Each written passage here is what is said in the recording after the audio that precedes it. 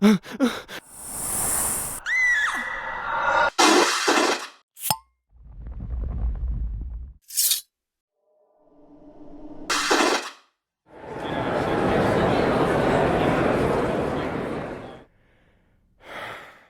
and welcome to the Supernatural Track here at Continual. I'm your host, Gail Z. Martin, and tonight we are talking about growing up Sam Winchester. What was it like when Sam was growing up? How did it shape him? How did the brothers' experiences, separated by 4 years and a lot of life, shape them differently?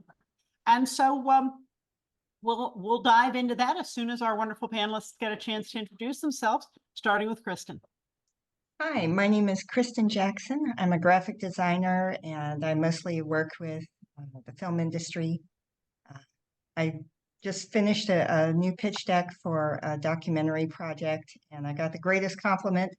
The guy said one of the production team members is a person who is a business partner to Ken Burns, and he said the pitch deck was absolutely amazing. He thought it was excellent work, so that was great. Awesome. I love talking about all things supernatural, and so I'm looking forward to talking about Sam tonight. Very good. Melissa. Hi, I'm Melissa, and this is Kitty. I've been a fan since the pilot aired in 2005. Kitty has joined the fandom since 2020. I'm a Dean's girl. She's a Sam girl.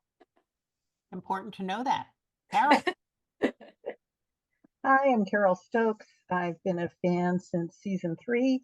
I started writing fanfic under Fire Sign 10 in 2012, and I'm one of the co-hosts of the Spotify podcast, So Get This, the Lore of Supernatural Fanfiction. Very good. Tammy. Hi, I'm Tammy. I've been a fan of Supernatural since season 8. I am also one of the co-hosts of that podcast, and I write fanfic under the name Tammy Wren H. I'm Gail Z. Martin. I write epic and urban fantasy as Gail. I write urban fantasy, male paranormal romance as Morgan Bryce. And all of my modern worlds are ones Sam and Dean could walk into and feel right at home. Fell in love with the show halfway through season 11. Binge watched 11 seasons in 4 months so I could be ready for the start of season 12. Fell down the rabbit hole, became an obsessed fan, and have never looked back.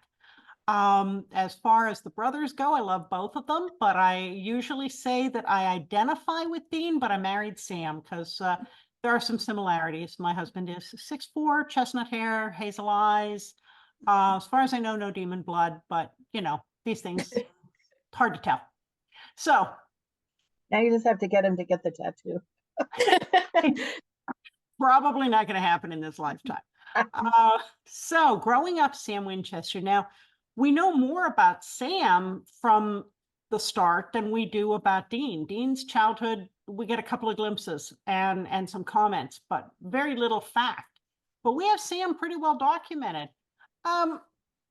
Let's talk about what do you think some of the biggest influences were on Sam? We'll just name one and we'll go around until we run out of ideas or time. So Kristin, start us off with something. Definitely Dean was the big influence on Sam because he was essentially raised by Dean in a lot of ways, since their dad was out doing various hunting activities and monster chasing. And so Dean got all the responsibility of an adult at a very young age. So I think of the various influences in Sam's life, at least during the growing up years, Dean was the biggest influence. Okay. Melissa? If you've been around a Supernatural panel before, you probably know where I'm headed. No, don't eat that, Kitty.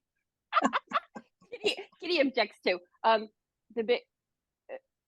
As big an influence, or almost as big an influence on Sam's growing up years as Dean was John. John was the influence because of his absence. As I was going through homework tonight, looking at all the episodes where we see young Sam, I was kind of shocked at how much he was actually left alone. And I'm so used to fanfic where Dean stayed with him until Sam was, late into his teens, almost old enough to be hunting with them. But in actuality, that poor child got left alone a lot. And so that I think really shaped a lot of who Sam was. And I have more about John, but I'm going to stop there. Well, and let's also note, this was not a kid who was left alone in a nice, safe suburban house with a security system and deadbolts. He was left alone in skeevy motels where the door had already probably been kicked in a couple of times, and not the kind of place most adults want to be, let alone the place you want to leave a kid that you don't think is old enough to go with you. So yes, that's far more than just your average latchkey kid with their Pop-Tarts. Right. Carole? Bobby had a big influence as well, because Bobby lobbied all along for Sam and Dean, first of all, to just have some time to be kids. You know, when John would leave them with Bobby, and Bobby would, like, you know, let them play and things like that. But as far as specifically Sam, he really fostered Sam's love of learning and encouraged it. You get the sense that he really, he would let Sam delve into his books.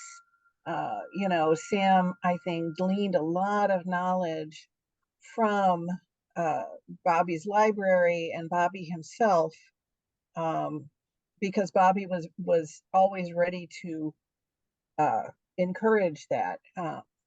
And there's certainly fanon aspects more to that, but even just canon was that Bobby encouraged them to be kids, encouraged Sam's learning, and that was definitely, you know, a big influence on him. Sam Tammy? became such a great researcher. He had to learn that from somewhere. Yeah. Mm-hmm. Yeah, yeah.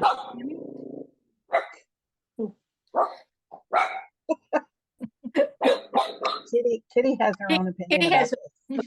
yes. What about you, Tammy?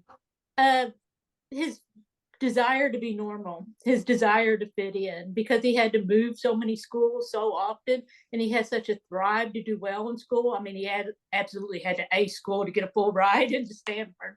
So, you know, that he had this compulsion that he wanted this normal life so bad that he went to eat Thanksgiving dinner with this other girl's family, that, you know, he tried to get out away from hunting as much as he could, to the point that he finally left Stanford to leave it behind. But the fact that he always felt, and we all, I think, sometimes feel like we're not the same as everybody else, that we feel that we're not, you know, normal, whatever normal means, but that he really, this compelled him a lot into what his actions were and all that, that he, you know, he hated the life that he was forced to leave so much. You know, oddly enough, I'm going to say Mary, on top of all the other influences that everybody else has said. And that's because she loomed so large in absentia. Mary was a concept, not a person to Sam. Dean had some memories. Now, okay, he was 4. There wouldn't have been many memories, but he had some tangible memories of interactions. He remembered her putting him to bed. He remembered her saying that angels were watching over him. He remembered the night she died. Sam didn't have memories of any of that. And so he only had the perfect Mary filtered through John and Dean's memories. And as we've seen in the flashbacks, Dean didn't even really want to share those memories with him. They were too precious. They were too painful. He didn't want to talk about Mom. John certainly wasn't going to talk about her unless he was rambling when he was drunk. So Sam had some old pictures that he's not in, most of them. And under those conditions, kids construct a person, even if it's not the real person. And if the headcanon's all you've got is this imaginary person, then that's what you'll take rather than having a void. And that's why I think his interactions with Mary when she came back were different from Dean's, because this was the mother. She disappointed Dean. He had concrete memories, But Sam was just so happy to have anything. He'd take what he could get. And that's really heartbreaking. But I think that I think she had a big influence on him just by not being there, except in this kind of sainted memory. And it's pretty hard to compete with that. Yeah. And then I agree. And also the fact that she wasn't there is an influence in that he didn't have anything to relate to mom-wise compared to his peers. His peers would all be talking about, their moms, and mom does this, and oh, mom packed me a lunch. And he doesn't have any of that. He just has emptiness. So, he has that concept, a very, very abstract and perfect concept of what his mother maybe was, but in his experience, there's nothing. It's a void, and sometimes something is as big and powerful by its absence as it is by its presence. Mm-hmm. Well, tying several of the points together, Sam might have been shaped more by his environment and dealing with his environment and the sort of the situation he found himself in, as opposed to an actual necessarily one single person. mm-hmm. Well, and Dean tried to fill that Mary void as best he could, even though he was so little and traumatized himself. But it's still going to be different being a brother than being an adult parent. And so, yeah, that's definitely, I see that point. What else? What do you think were some of the major influences on Sam, really pre-series, before we meet him? Kristin? Yeah, I'm just sort of reminded that his growing up is almost like a very stylized version of childhood in the 70s. You're growing up with the drinking out of a hose. You're left alone for hours on end. Your parents are telling you to go out and play and, get out of the house, and you just leave the house, and nobody's watching you, and you're taking your bike and you're just driving off. And that was kind of like a hyper stylized version of what growing up in this generation, the Gen X generation. So, having that childhood influence of a generation of freedom in a way that kids don't have now. I think his influences were kind of that ability to choose your own adventure every day. So he grew up a very independent-minded person because he was essentially forced to be independent and think for himself and make his own breakfast cereal. And while he valued very much having Dean looking out for him and being an older brother and being an adult influence, even though Dean was just 4 years older, he had to do so much self-reliance that one of the biggest influences was just being that generation's version of a kid. And unlike in Stand By Me, where the big thrill is they find a dead body, in Sam's version of this, they kill the werewolf to get the dead body. Yeah. So, Melissa? I actually take the exact opposite opinion about Sam and growing up. To me, one of the most influential moments in his life is Something Wicked, and then this is in the first season. The Striga comes, and John's off hunting the Striga because of course he is, and the Striga comes.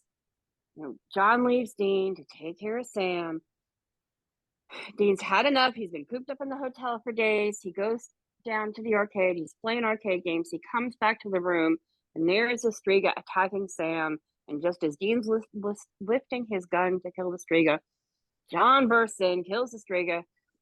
Poor Sam. But then he terrorizes Dean. He's screaming at him, blaming him, blah blah blah. And to me, that was one of those formative moments for Sam, not because we ever see Sam really remembering it or talking about it, but that was the moment when overprotected Big Brother was launched. It was not the, putting an infant in the hands of a preschooler and saying, run, take care of Sammy.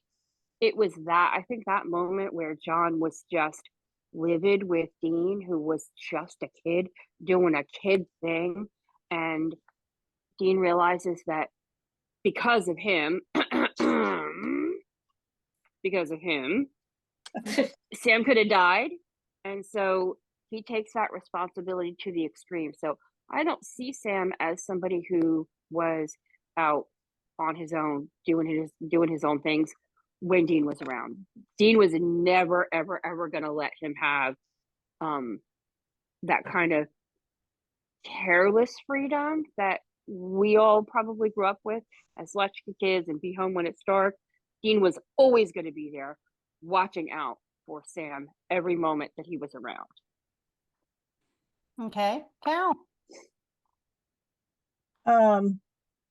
I feel like there's kind of a middle ground there, because on the one hand, Sam did become very independent because he had no choice in terms of,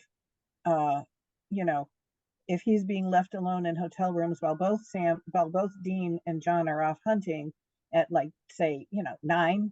Yeah, he was 9. Yeah. Let's look at, like, Just My Imagination with Sully. Mm-hmm. He's got to be like 8, 9 years Yeah. old. Way He's got too- to learn to figure things out for himself, because there ain't no one figuring it out for him.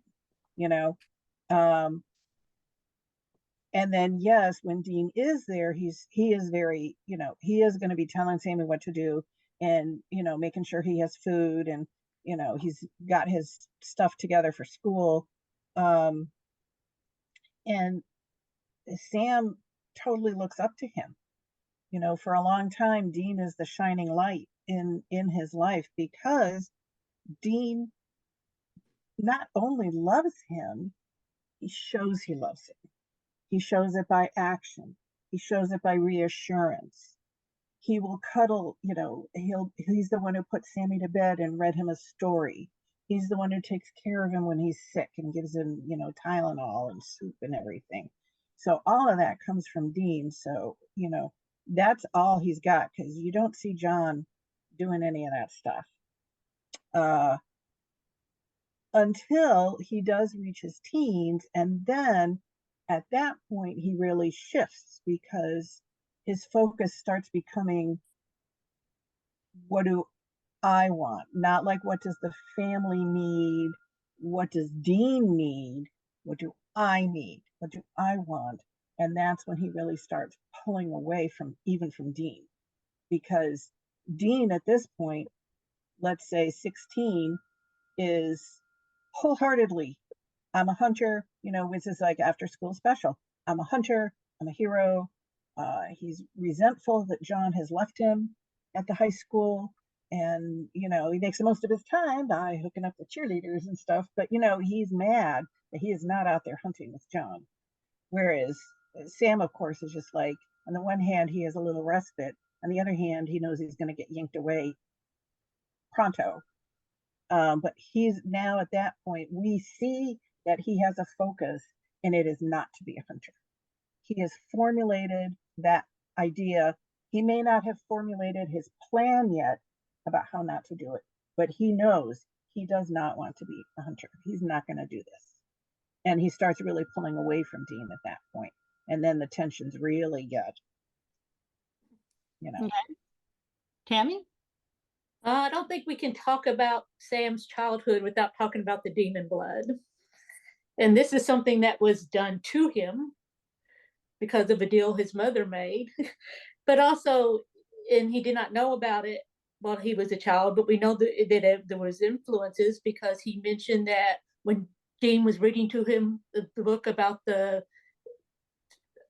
all the knights, he knew from that, he knew when Dean was reading to it that he wasn't a hero, that he couldn't have been one of those knights. He knew something was wrong with him. And also we know from later on that demons were watching him the entire time he was growing up. So, Yep. so that's got to be to know, to have that feeling that, because he saw Dean as a hero, and he saw his father as a hero, whether or not we see him as a hero.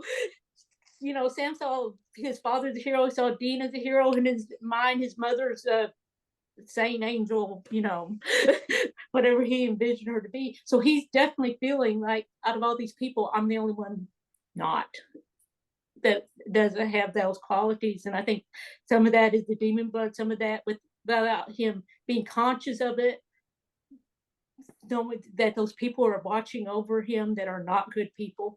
One of them was his teacher, one of them, you know, lady that he met. So that, you know, he was around that type of evil. He was around evil from the time he was 6 months old, which is, you know, it is. And the fact that when later on he was able to fight against that and become a good person is just, to me, amazing. And why I'm a Sam girl. But the, you know, that obviously had influence on him from the time he was 6 months old, the whole deal with the green-eyed guy and that. Yeah, I'm going to say that the time that they spent with Bobby, and we don't know how much of that there was, we don't know when Bobby and John had their falling out or what they fell out about, although fan fiction definitely suggests that it was John's parenting. And I agree with that. posting to that. But I think that the chink in the armor of keeping Sam close was ever letting him experience something outside the family. So not homeschooling him, letting him meet Bobby, letting him go to those schools. That's when Sam gets the idea that there is something outside the life. And I think that, you know, if you think about how cults and things like that indoctrinate, they don't let their people ever see the outside world. Sam saw the outside world. He knew it existed.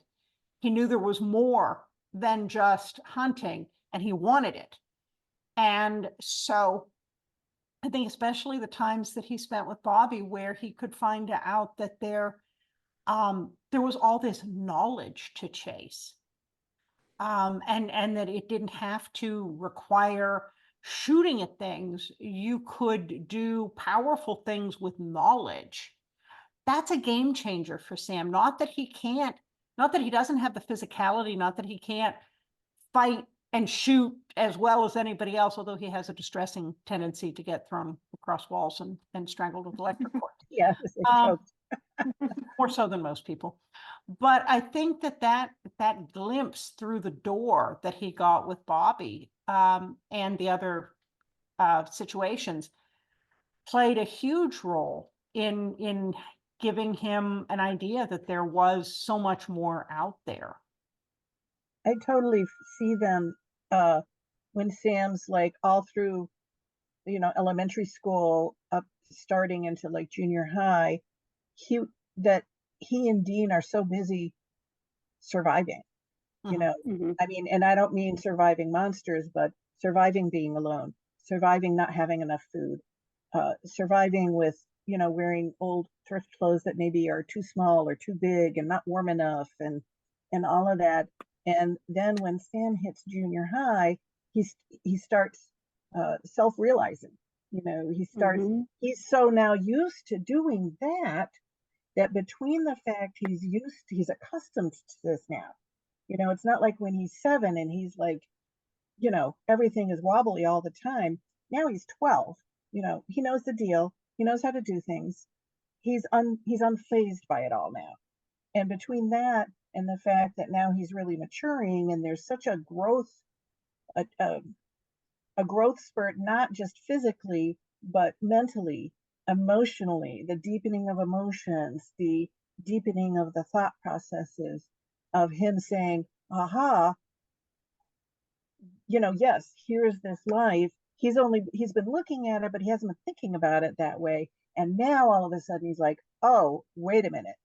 These people don't live that way. And, you know, and I don't have to either. you know, Mhm. but yeah, so that's that whole, man, he hits junior high, middle school, and it's just, you know, Mhm. he's off and running. And also just the difficulty of being the new kid, Mhm. All the always the new kid, and never getting to stick around and make friends and be part of the gang. He's kind of the new kid, whereas or Dean just kind of sails in there. He's the plus side of being the new kid, the one that's exotic, sails in, then sails back out again. Whereas Sam got stuck with the role of being the nerdy new kid who doesn't get to have that glamorous, exotic experience from the fellow students, from his peers. So wanting to have that stability of being part of the group, having friends, seeing all these other kids that have this outside life where they're getting to do normal things. And he's always stuck having to be the one that comes in, tries to make new friends before getting jerked out of school and then dragged off to, God knows where again. And like he could never bring people home, couldn't invite his friends for dinner. He had to keep hiding the fact that there's no adults at his house continually. So it would be really difficult to accept other people's offers to come by my house when you can never reciprocate, that you can't let anybody into your house. I just feel, especially when Sam got older, that he was really lonely kid because Dean's out hunting, John's out hunting, and he's in a new school. Mhm. And Well, also the burden of being stuck with being responsible to not let that out, Yes. that secret out, because child welfare would be on, scooping him up. Yeah. Well, if they knew about that, how John was not raising them. Right. and then by after school special, John wanted him to be on his own, going to school, taking care of himself, and doing research for John while John was hunting. Right, because Yes. we see that in An after school special. That's the first time I yeah, noticed but it. then we see that again with the girl next door, Oh Mhm. yes. where there is Sam is clearly in school, got a load of schoolwork, and at this point has the idea and the plan. So he's deliberately, doing his best because he knows it's the only shot he's got. And John calling him all the time saying, look for this, look for that. You need to be faster at this. You need to give me more information. Mhm. You need to, Yeah, and all and the he's time like, he's trying to get his first girl crush. Of course, turns out to be a monster because Sam. But but yeah, John is, adding a whole nother dimension of stress on him by making him, perform. Mhm. You are my, oh, you're the nerd. Do your nerd thing. yeah. Well, So that I Especially don't have if to have Bobby anymore, because him and Bobby weren't talking. Then he needed Sam to do what Bobby used to do for him. Except Bobby, that's all Bobby does, where Sam was trying to, grow up and go to school and do all the rest of the stuff. yeah, and two other thoughts on that. One is that those early, 12, 13, 14, that's when kids start actually paying attention when they are at other people's houses and noticing that not everybody's family is the same. And I know, that's when my kids started coming home with questions about how come his parents are divorced? How come her parents are remarried? How come this? How come that? Why did they do this differently than we do?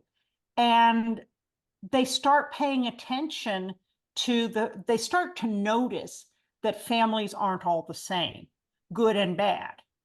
And other than having Dean in his life, Sam didn't have a whole lot of good on that to weigh, So I think it's very, very logical that he would feel some wistfulness, if not outright envy, that, how come other people get this and I don't? What did I do wrong? How come I'm not, good enough to get that? Because that's how we think. We think it's something we did.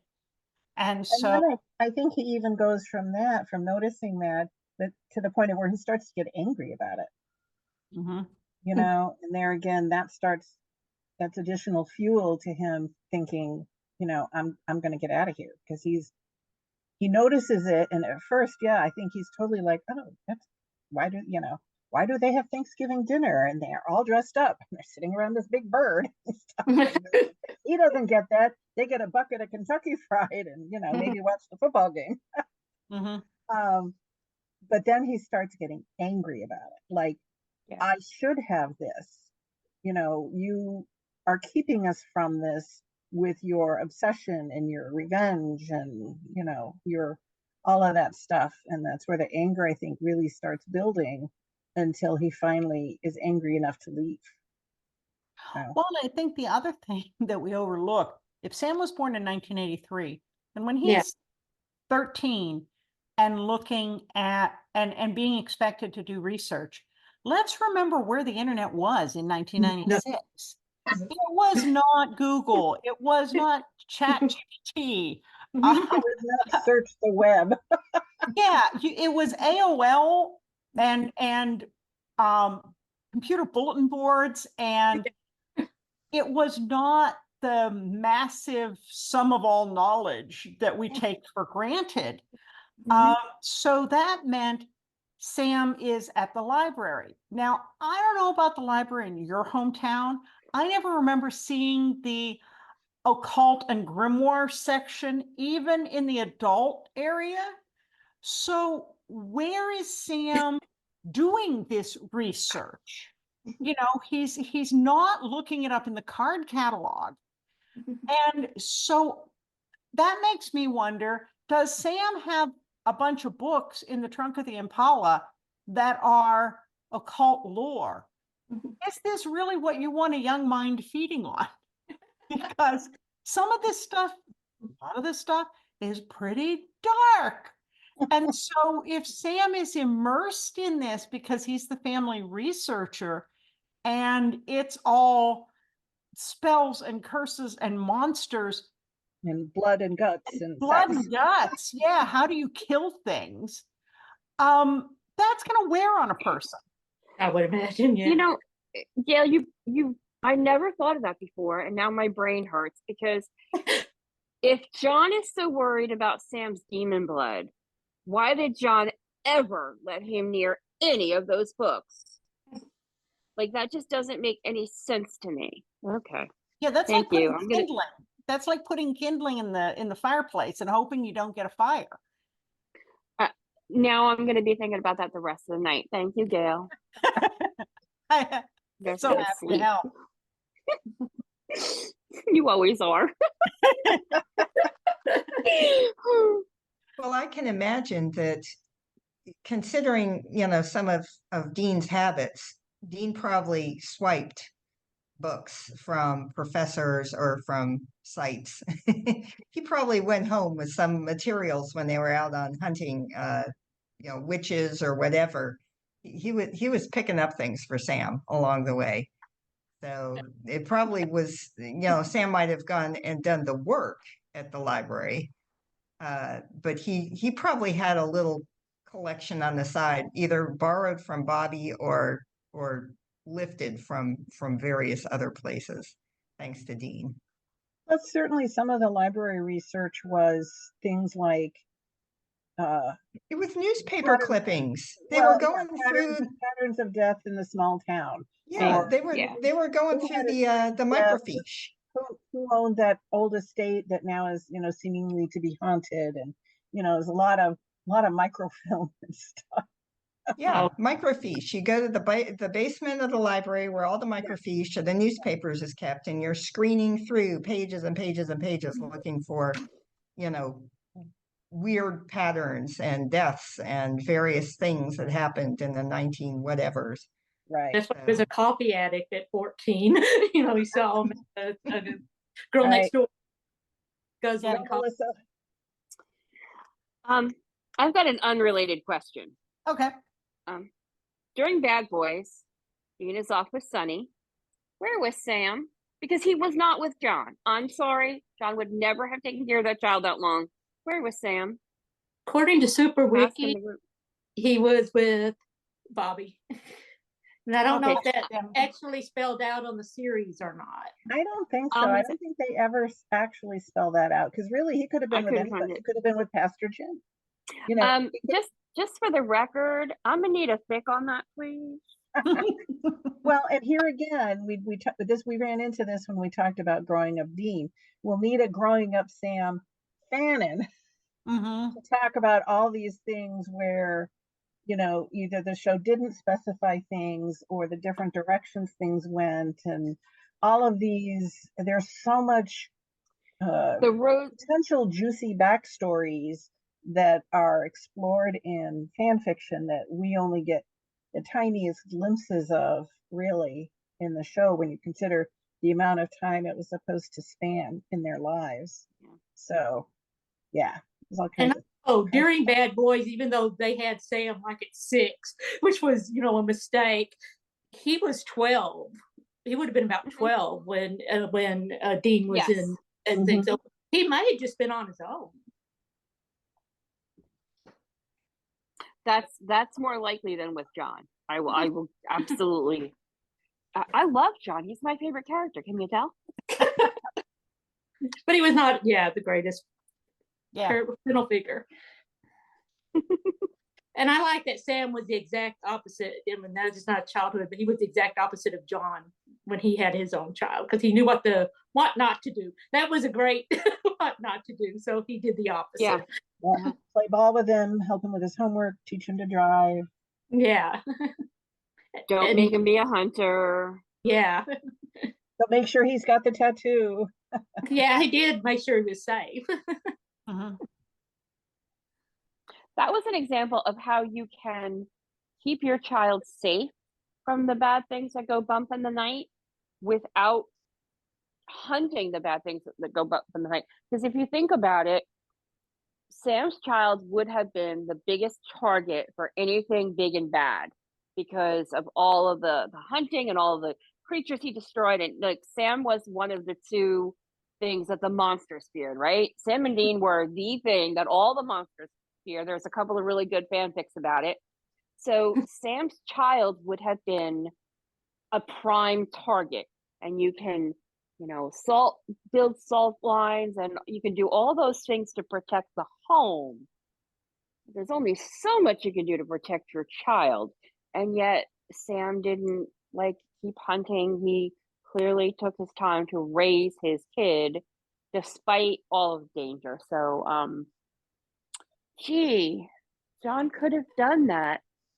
You know, I read a fanfic where during Dean Jr.'s rebellious teenage years, Dad, why won't you're not telling me the whole truth. I know you're holding stuff back. Why aren't you telling me this stuff?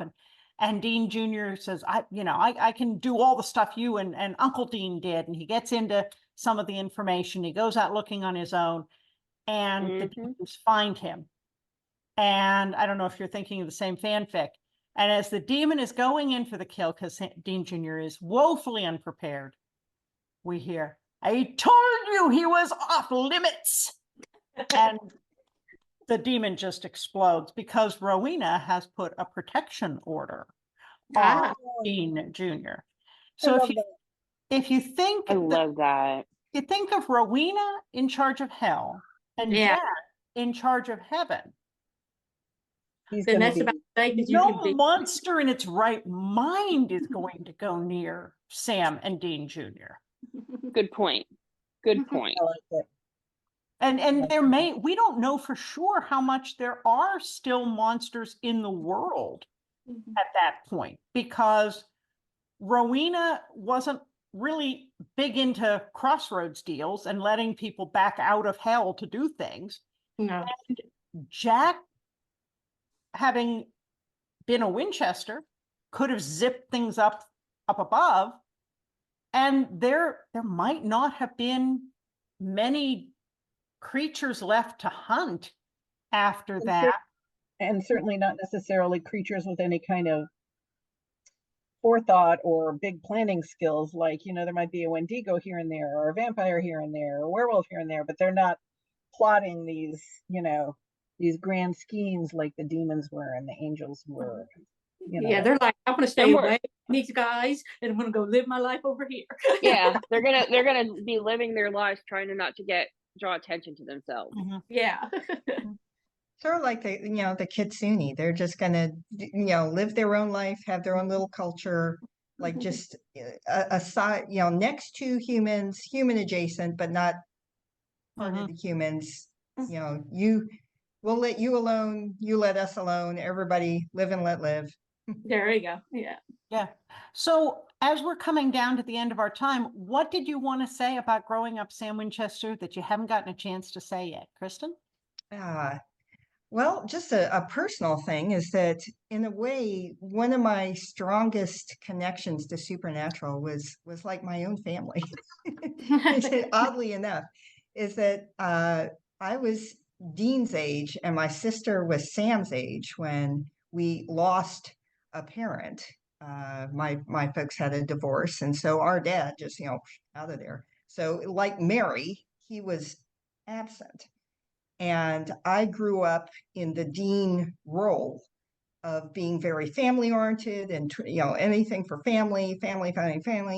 My sister, she took the independent Sam path. And, the first thing that she wanted to do as soon as she got out of high school, she's out the door.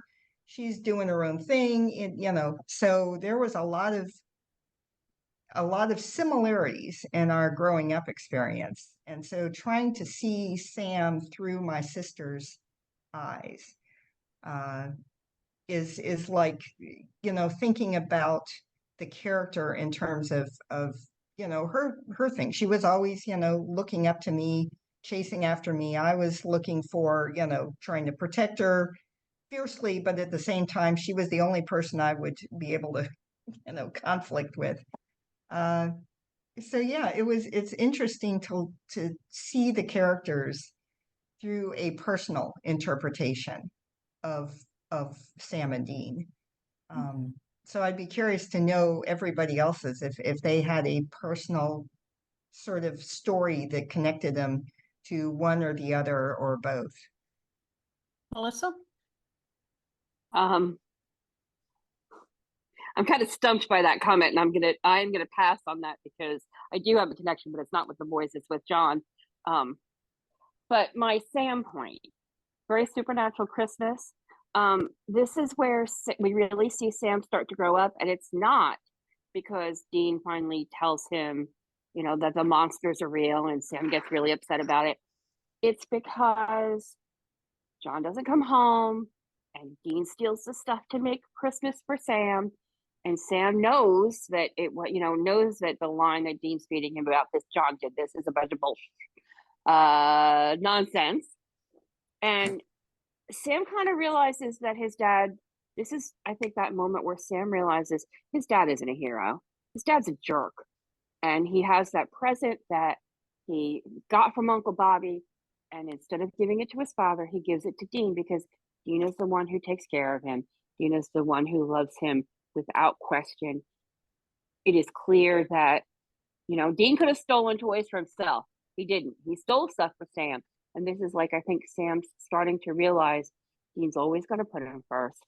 And Dean is worthy of being loved as opposed to John, who just doesn't show up because he's too busy putting other things in front of Sam.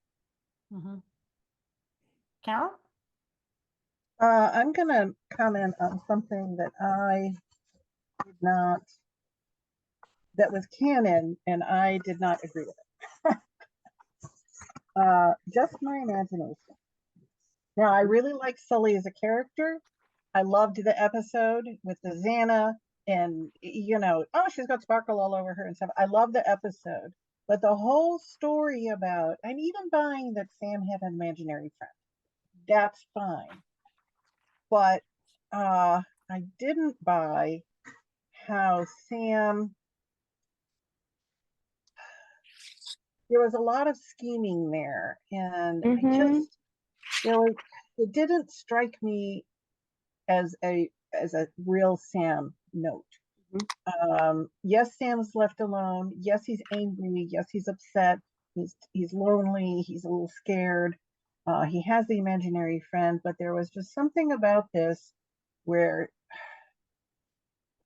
I just, it has struck a false note for me.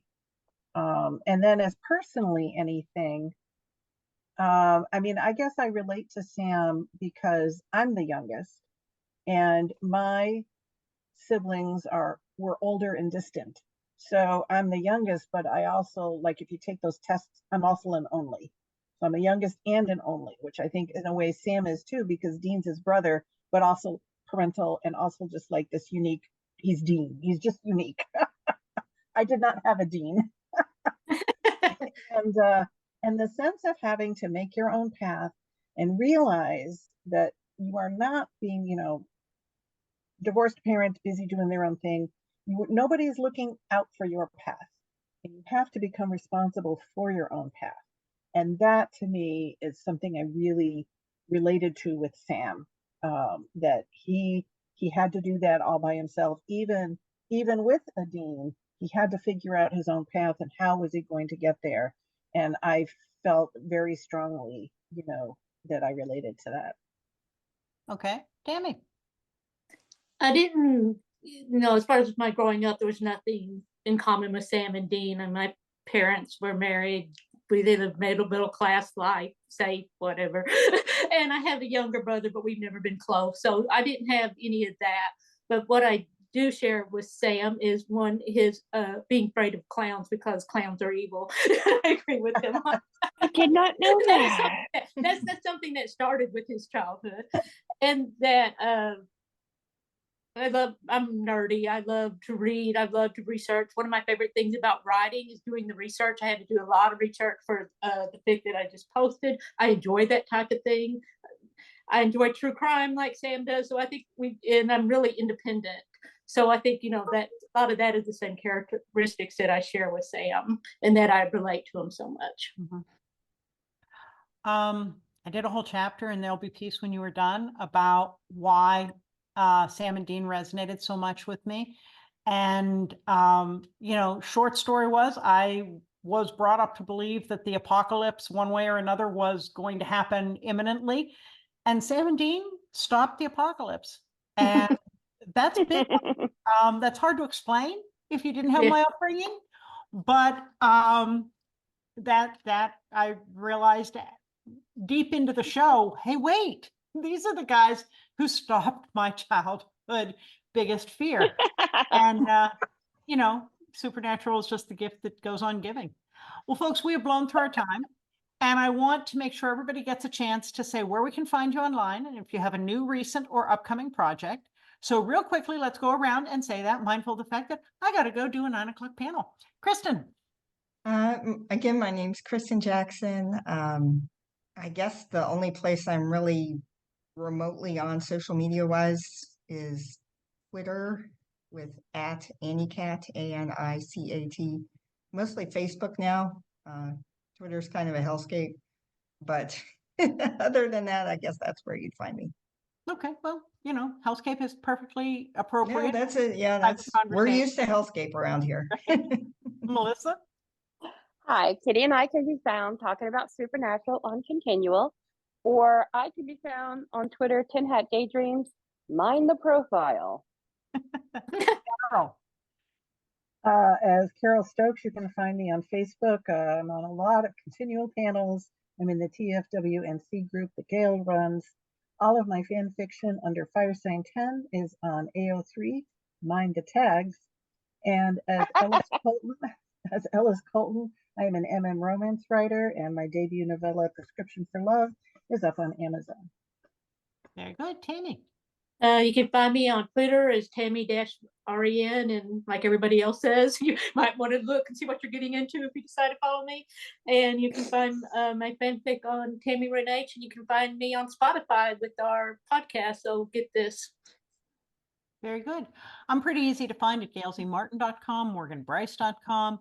I'm on most of the social medias as one or both of those. So if you spell them right, you'll find me. I do run the Supernatural TFWNC group here on Facebook. I'm a columnist for the Winchester Family Business Blog, and with Walker Season 4 coming up, that will be kicking up soon, very soon. And but most of the time you can find me here on Continual. So thank you so much to all of you for being fantastic panelists And thanks to all of you for watching and listening. There will be more Supernatural coming up soon on Continual, so we'll see you online.